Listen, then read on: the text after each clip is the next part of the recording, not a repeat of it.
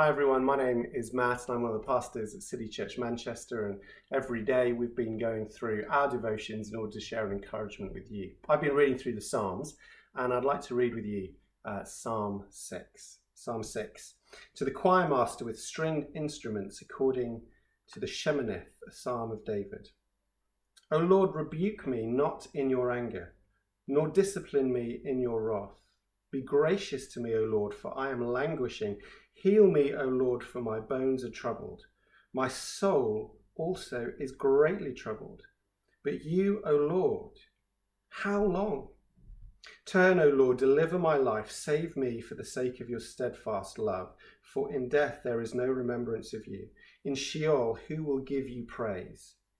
I am weary with my moaning. Every night I flood my bed with tears. I drench my couch with my weeping. My eye wastes away because of grief. It grows weak because of all my foes. Depart from me, all you workers of evil, for the Lord has heard the sound of my weeping. The Lord has heard my plea. The Lord accepts my prayer. All my enemies shall be ashamed and greatly troubled. They shall turn back and be put to shame in a moment.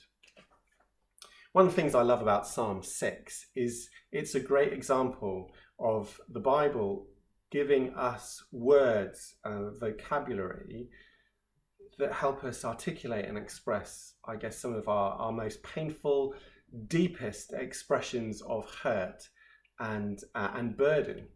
So David's writing this psalm and he is in total distress. You've got words like, O Lord, for my bones are troubled. It's talking about the very depth inside him is shaken to the core.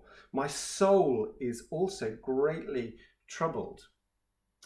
This isn't a superficial issue for David. Whatever he's struggling with is something that seems to go right through him, that seems to affect every pore and sinew of his body.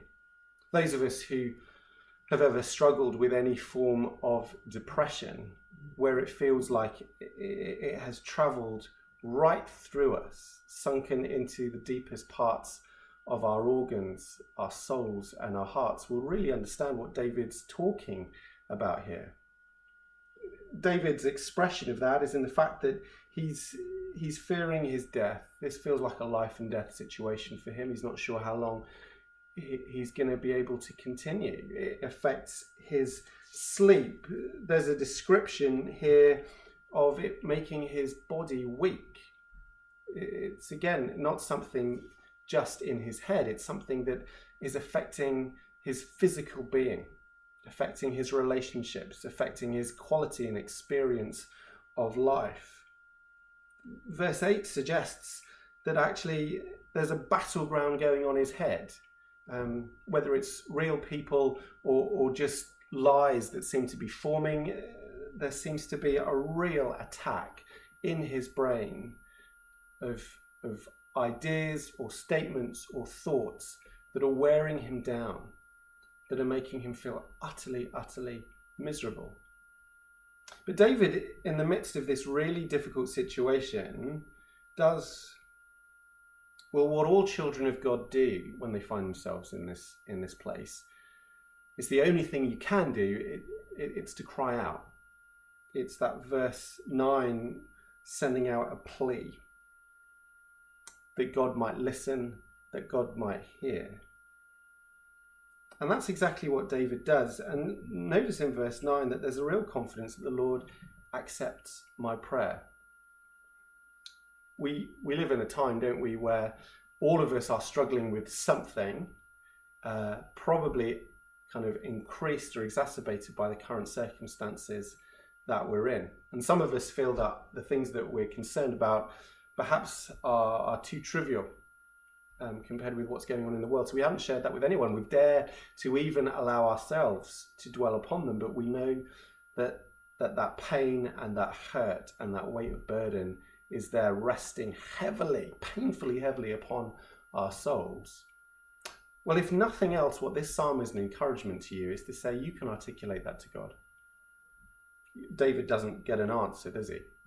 He doesn't get told that God's going to wave a magic wand and fix everything, but that's not the point of this psalm.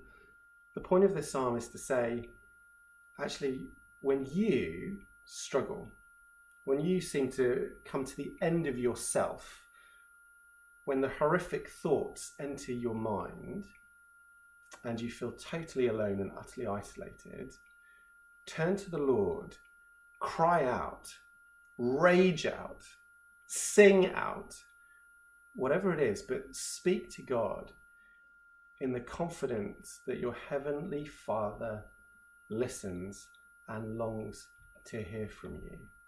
That is the privilege of being a child of God.